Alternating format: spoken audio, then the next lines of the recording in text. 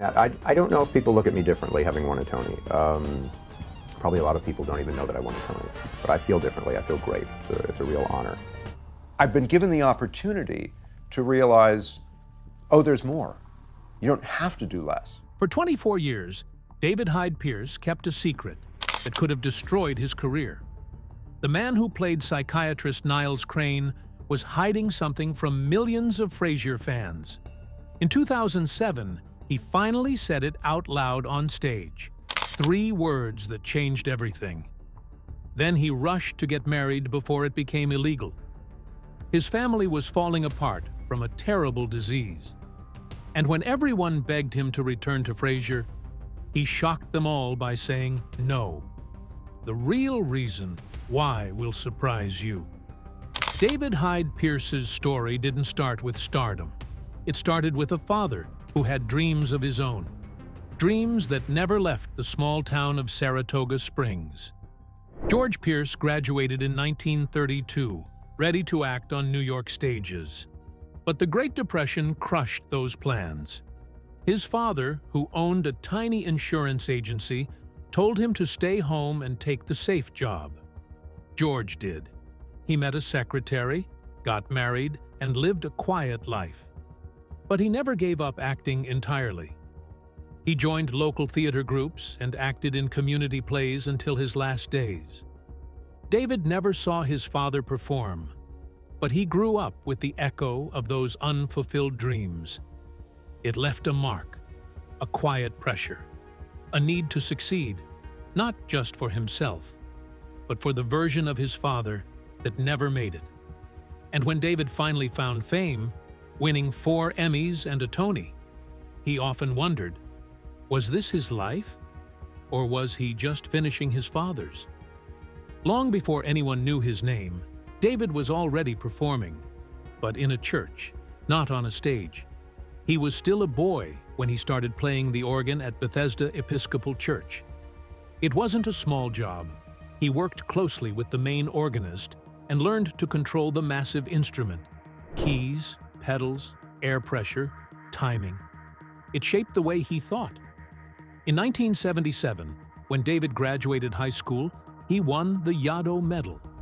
It was a big deal in his town, an award for brains and character.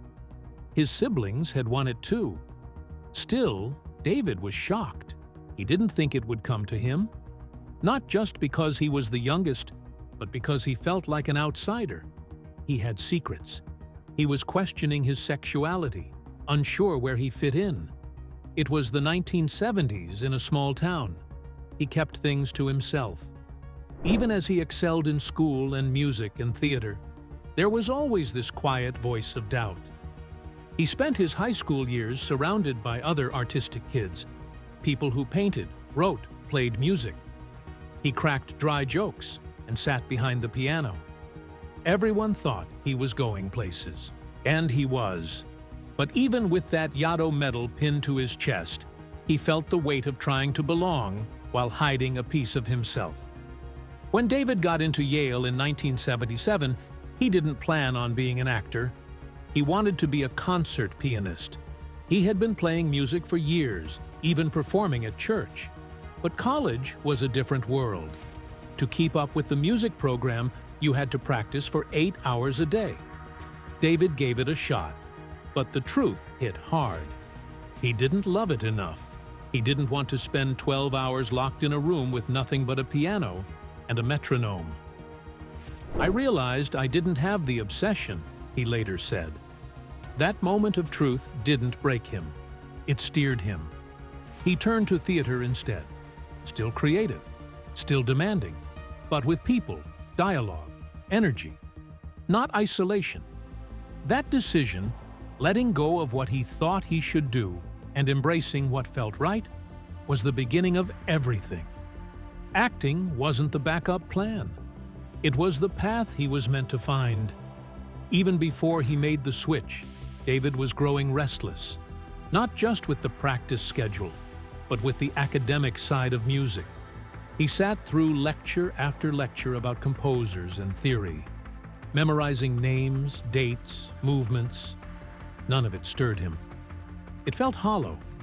What he wanted was something alive, something that made him feel. He wasn't lazy, just uninspired. That boredom became fuel. He started looking for classes that actually made him think, not just recite. That's when he added English to his major. Literature gave him stories, ideas, and characters. And when he fully moved into theater, it all clicked. Suddenly, there was space to feel, react, create. Walking away from music history didn't mean giving up on the arts. It meant choosing a version of it that didn't bore him to death. And that choice shaped every role he took from then on. At Yale, something unexpected took hold of David, Gilbert, and Sullivan. It started when he acted in HMS Pinafore as a freshman. By sophomore year, he was directing Princess Ida. These weren't just school plays. They were full-blown operettas with fast dialogue, sharp humor, and tight timing. Exactly the kind of challenge David loved. He learned how to lead, how to make comedy land, how to work with others without losing his own voice. Those early productions lit a fire. At some point, David made a bold move. He dropped the music major and took on a double major, English and theater arts. His parents weren't thrilled at first. They wanted him to get a wide-ranging education, not dive headfirst into the arts. So David gave them both, theater for his passion, English for security. The theater major was in case I was headed for a life in theater, he said, and the English major was in case I wasn't. That decision was smart. It gave him balance. He didn't just act. He read, wrote, thought deeply about human behavior. That double major helped him bring layers to every role. It wasn't just about saying lines, it was about understanding them. That rare mix of intellect and emotion would become his trademark. David Hyde Pierce arrived in New York City with a Yale degree, a head full of dreams, and almost no money. He had studied hard, trained even harder, and still found himself folding neckties at Bloomingdales. Every day, he watched rich people walk in, spend a fortune on clothes, and walk out without ever noticing the tired young man behind the counter. That contrast stung. He was educated, passionate, and dead broke. He hated the showy arrogance of the wealthy customers, but he didn't quit. He stored away every odd moment, every ridiculous interaction, and quietly turned it into fuel. Fuel that would one day shape the sharp, biting humor people would come to love him for. But selling ties wasn't his only job. At night, he worked as a security guard, pacing lonely corridors until sunrise. Then he'd head to rehearsals or acting classes, barely able to keep his eyes open. He was constantly exhausted. Sometimes, during a quiet moment on shift, he'd look out a window and wonder how long he could really keep this up. It was brutal, physically and emotionally. But there was something inside him that refused to give up. He told himself that all of this, the sleepless nights, the depression, the aching legs, was part of the price you pay to chase a dream in New York. Even while broke, Pierce pushed himself further by enrolling at Michael Howard Studios. It was known for its intense acting training, but he could barely afford food.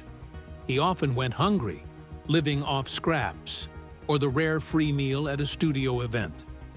While others talked about method acting and performance theory, he was more focused on how to stretch a few dollars through the week. But that hunger gave him something extra. Every emotion, every hardship, he poured into his performances. It wasn't just acting anymore, it was survival. And that made his work real. During this time, he also formed friendships with other struggling actors. That sense of shared pain built bonds that would last for years. In 1986, everything changed. David was cast as Laertes opposite Kevin Kline's Hamlet, at the Public Theater. It was one of the biggest theater events of the year. Suddenly, Pierce was on stage, doing Shakespeare, sword fighting, delivering long monologues, and doing it all in front of packed houses and critics. Kevin Kline, already a star, treated him like an equal and set the standard for professionalism. It was the first time Pierce truly felt like he belonged in the world of serious theater.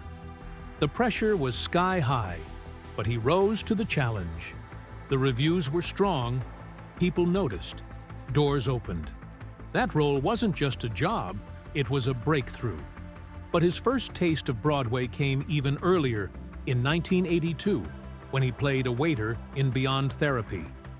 It opened at the Brooks Atkinson Theater on May 26th. The cast was packed with talent. Diane Wiest, John Lithgow, and for a young unknown like David, it felt like magic. During the very first rehearsal, his one line got such a big laugh that the whole cast cracked up. He thought he'd made it, but the joy didn't last. The play closed just weeks later. After the final performance, he sat alone on the stage, staring out into the empty theater. He was crushed. Then came Norman Lear's The Powers That Be in 1992. It had everything going for it. Sharp political satire, a strong cast, and future stars like Joseph Gordon-Levitt. But the standout was David Hyde Pierce. He played a painfully shy, nearly suicidal congressman named Theodore Van Horn. His nervous energy and quiet brilliance caught the attention of critics. Still, it wasn't enough. The show was canceled after just 2 seasons. Ratings were low, and network politics didn't help.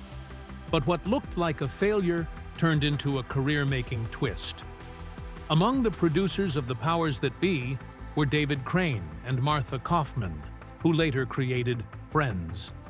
They saw something rare in Pierce, his ability to make awkwardness feel natural and hilarious. That impression stayed with them, and more importantly, it landed Pierce in front of the right people just in time. His name started floating around, and soon enough, he was being considered for something bigger. That something would change TV comedy forever. When Pierce walked into the Frasier offices, there was no formal script waiting. There wasn't even a real character yet. The role of Niles didn't fully exist. It was just an idea. Producers wanted to explore the concept of Frasier's brother, maybe a Jungian analyst, the opposite of Frasier's Freudian leanings. Pierce didn't even audition. He had a 45-minute conversation with the team. They talked about character ideas, backgrounds, psychology. He left thinking it was nothing. Then, the call came. They wanted him. No reading, no callback, just him. It helped that Pierce looked eerily like a younger Kelsey Grammer, but it was more than appearance. His energy, his quick wit, and that slightly neurotic edge made him feel like he was Niles Crane, before Niles even existed. So, they built the role around him. A rare case in television where an actor walked into a meeting and left with a character tailored to their style. It was pure chance, but it changed everything.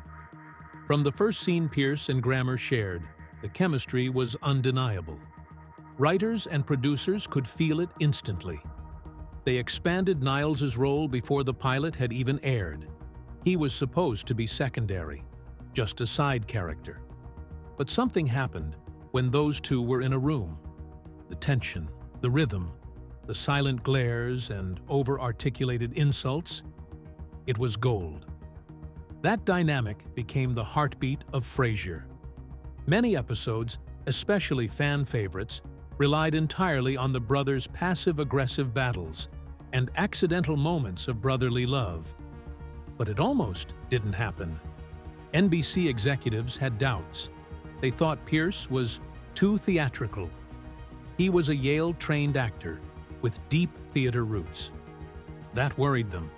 Television in the early 90s was shifting toward casual, naturalistic performances. But the Frasier producers pushed back. They believed in him. They knew his theatricality wasn't a flaw. It was his secret weapon. And they were right. His expressive style gave Niles a flair that no one else could replicate. The same thing the network feared ended up being what made Niles stand out. His run at the Emmys became historic. 11 nominations in 11 years, one for every season of Frasier. He won 4 times, in 1995, 1998, 1999, and 2004. That's a rare level of consistency. He was competing against heavyweights, Brad Garrett, Peter Boyle, Sean Hayes, Jeffrey Tambor, yet he kept rising to the top. But that kind of streak doesn't come without pressure. Every year brought higher expectations. When he won his 4th Emmy in September 2004, he quipped, "They say comedy on television is changing. When it changes back, call me." Beneath the joke was exhaustion. Part of that pressure came from how Pierce worked. He didn't just show up and read lines. He obsessed. He rewrote dialogue in his head late at night. He showed up with stacks of notes. He debated line deliveries with writers. He practiced scenes over and over. Every pause, every breath, every eye twitch, he wanted it perfect. It was draining. Doing less on screen actually took more effort. It looked effortless, only because he spent hours making it that way. Over 11 seasons, it became both a gift and a burden. One scene showed just how far he would go. In Season 6, Episode 14, 3 Valentines, Pierce performed a nearly silent 7-minute sequence where Niles tries to iron his pants before a date. Things go wrong. Really wrong. He sets the trousers on fire, then the couch, then the whole flat nearly goes up. It was physical comedy at its finest. No words, just chaos. That scene took 47 takes. Pierce insisted on getting every tiny movement right. It was filmed without a live audience because of the fire hazards. Strangely, while the Emmys loved him, the Golden Globes didn't. He was nominated 5 times, 1995 through 1998, and again in 2001. Not once did he win. Fans were baffled. Critics were annoyed. The performance was universally praised. So why the cold shoulder? Some said his subtlety didn't register with Globe voters. Others blamed politics. Whatever the reason, the snubs stung. Pierce never made a fuss about it, but the silence from the Hollywood foreign press was loud. Even at his peak, Pierce wasn't paid like a star. While Kelsey Grammer made $1.6 million per episode in the final seasons, Pierce earned $1 million, still a fortune, but noticeably less. This despite the fact that his role had grown into half the show. Some fans found the gap insulting. Pierce never publicly complained. He focused on the art. But it's hard to ignore. He carried just as much of the show's weight, brought just as many laughs, and won just as many hearts. But the numbers didn't reflect it. In 2007, Pierce did something nobody expected. He won the Tony Award for Best Actor in a musical for curtains. The show was a backstage murder mystery with songs, jokes, and a lot of dancing. It was also the last project from legendary composers John Kander and Fred Ebb. The part wasn't easy. He had to sing, dance, act, and be funny all at once. But he nailed it. He beat out big names like Raul Esparza and Jonathan Groff. In his speech, Pierce looked back on his 25 years in theater, starting as a waiter in Beyond Therapy, and ended by thanking Brian for all the notes over the years. He kept performing curtains 8 times a week until August 31st, 2008. That kind of stamina, especially in live theater, proved he wasn't just a sitcom star. He was a serious stage actor. 2 years before Curtains in 2005, Pierce had taken another big swing. He joined Spamlot, the Broadway adaptation of Monty Python and the Holy Grail. He played Sir Robin, a cowardly knight who preferred song and dance to battle. It was goofy, wild, and full of pratfalls. Totally different from Niles Crane. But that was the point. Pierce wanted to stretch, and he did. Spamlot ran for over 2,500 performances and won the Tony for Best Musical. And audiences saw something new in him, fearlessness. He could do slapstick, he could be silly, and he could still hold the crowd in the palm of his hand. In 2017, Pierce joined the revival of Hello, Dolly, opposite Bette Midler. The show was already a big deal. Midler's name alone meant sold-out performances. But Pierce had to keep up. His role, Horace Vandergelder, was equal parts grump and romantic lead. He had to be funny, charming, and believable beside one of Broadway's biggest icons. The show opened on April 20th and became a sensation. It won the Tony for Best Revival and Best Actress for Midler. Critics praised Pierce for his restraint and wit. He wasn't trying to steal the spotlight. He was anchoring the story. When he and Midler returned for the final weeks in 2018, every show sold out. By then, Pierce had proved it again. He could do high-pressure, high-profile theater and never miss a beat. But Pierce wasn't done taking risks. In 2015, he stepped behind the scenes to direct a Broadway musical, his first time ever. It was called It Should Have Been You, written by his husband Brian Hargrove, with music by Barbara Anselmi. It was a wedding comedy with a twist. Nothing unfolded the way you'd expect. Pierce said directing an original musical as a first project was insanity, but he believed in it. The show opened at the Brooks Atkinson Theater, the same place where Pierce had made his Broadway acting debut in 1982. That detail mattered. It was like coming full circle. The show blended comedy with heartfelt moments, and critics praised Pierce's clear, warm direction. He drew from his childhood, directing friends in backyard plays, and from years on stage himself. It worked. The show felt personal, and it was. In 2013, Pierce took another dramatic turn. He starred in Vana and Sonia and Masha and Spike, a play that mixed humor with heartbreak. He played Vana, a quiet man wrestling with regret, loneliness, and the chaos of family.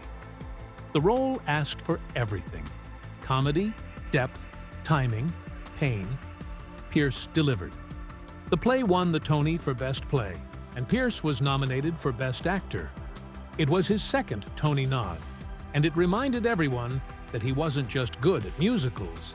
He could do drama, too. In one unforgettable second-act monologue, Pierce held the entire theater in silence. Just his voice, his grief, his rage, his memories. It became one of the most talked-about moments on Broadway that year. He didn't need music, or slapstick, or even a co-star. He just needed a stage and a story worth telling. David Hyde Pierce met Brian Hargrove in 1982.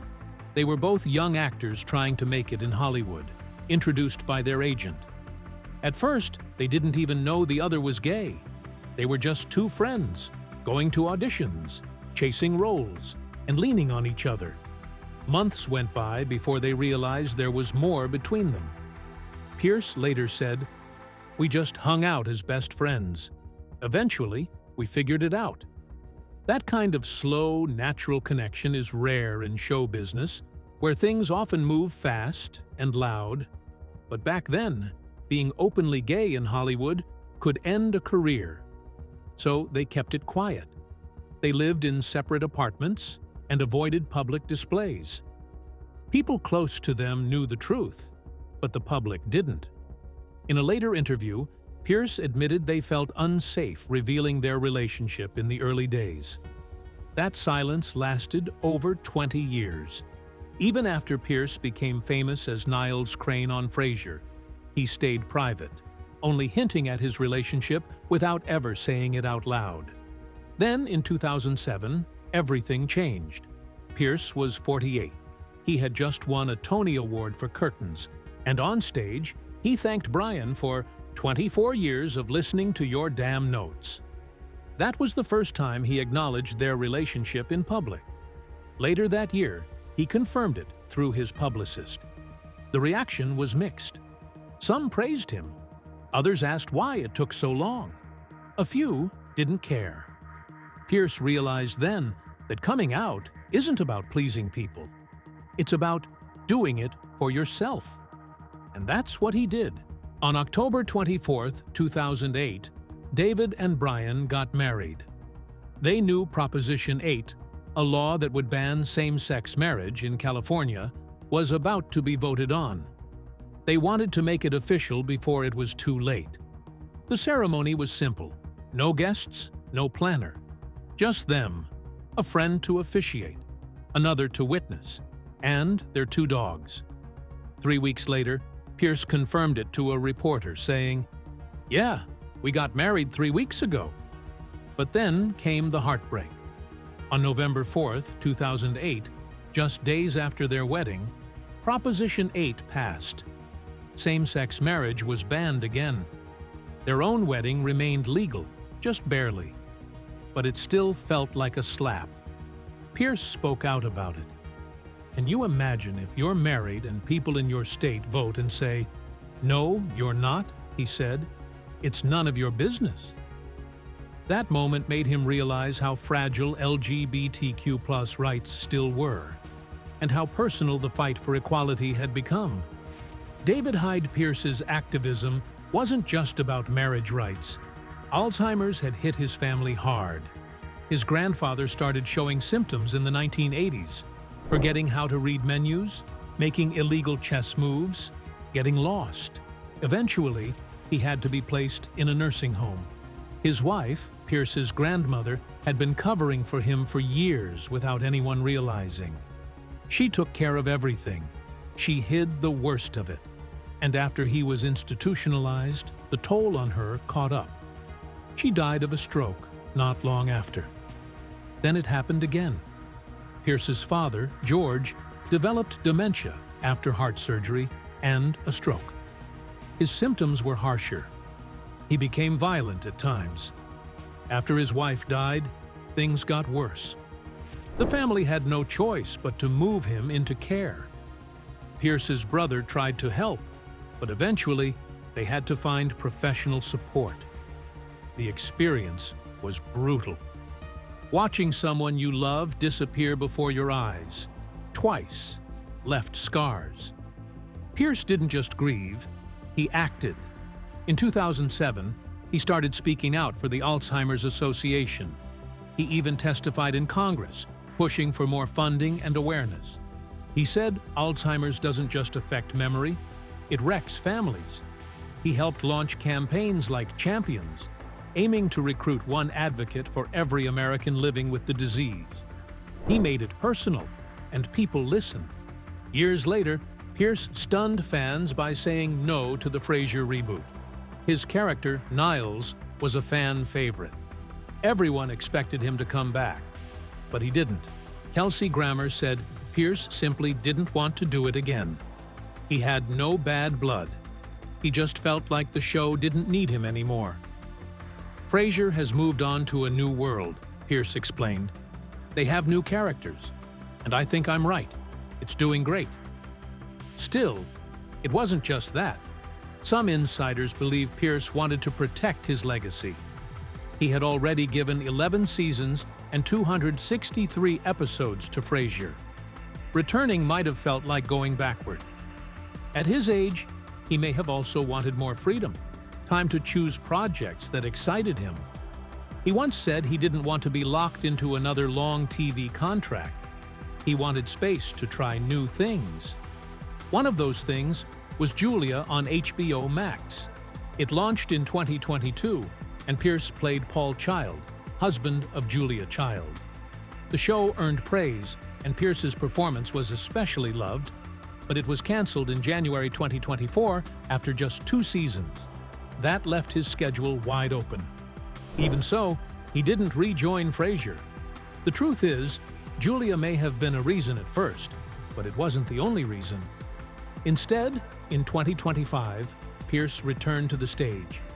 He starred in Pirates, the Penzance musical, a bold, jazz-inspired twist on the classic operetta. He played Major General Stanley, delivering fast lyrics and big laughs with ease. The show opened on April 24th and runs through July. Critics called him effervescent and hysterical. At 66, he was still taking on roles that demanded energy, timing, and voice, roles many his age would avoid. The show reimagined the original by moving it from England to New Orleans. It added Caribbean rhythms and New Orleans flair. With co-stars like Ramin Karimloo and Jinx Monsoon, it became one of the hottest musicals of the season. It also proved that Pierce, even after decades in the business, wasn't done yet